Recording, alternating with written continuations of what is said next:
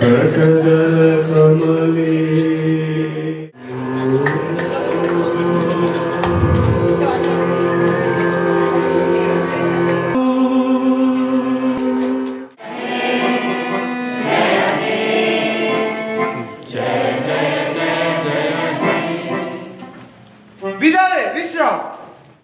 success and inspiring our students for the students. I will give thanks to who is the part and parcel of this institution, I can say.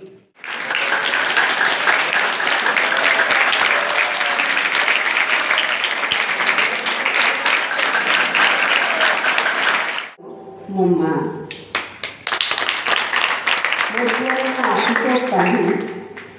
छोट बड़ू cricket खेलुला 2-3 वर्ष cricket खेलवा पर तृतीय चतुर्थ श्रेणी बेलू cricket मुख छाड़ी अलग लाइन को गला billiards and snooker खेलवाई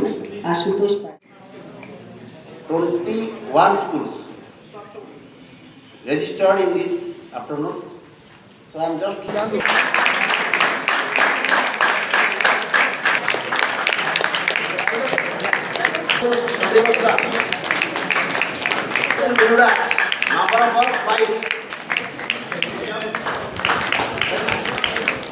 Jawahar Navodaya Vidyalaya Nayagarh ये आज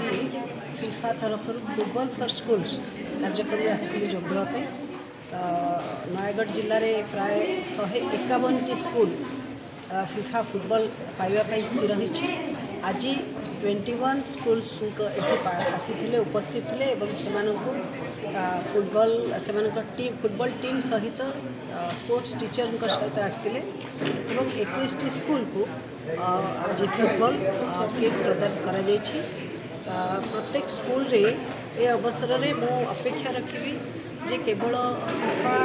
फुटबॉल गेम को सर्वादृत करने पदक्षेप नहीं नुहे फुटबॉल एक जनजीवन खेल विशेषकर नयगढ़ अंचल जो मैंने खेल खेलाड़ी से समस्ते फुटबॉल रे बहुत फुटबॉल प्रति बहुत आग्रह अच्छे तेणु मुझे उपस्थित थी एडीओ को अनुरोध करी प्रत्येक स्कूल में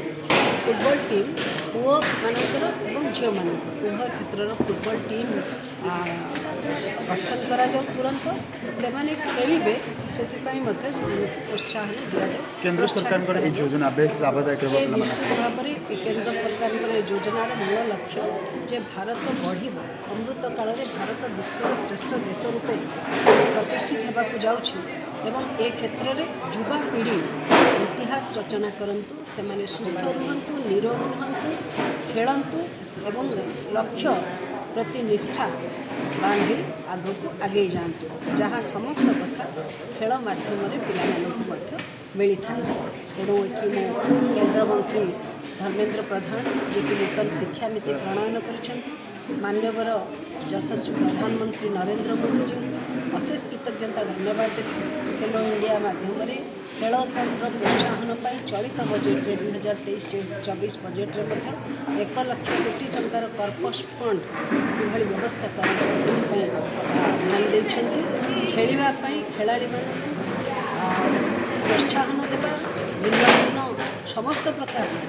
व्यवस्था करा खेल खेल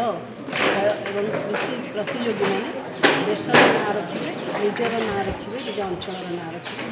यह संभव मोदी सरकार मोदी प्रोत्साहन।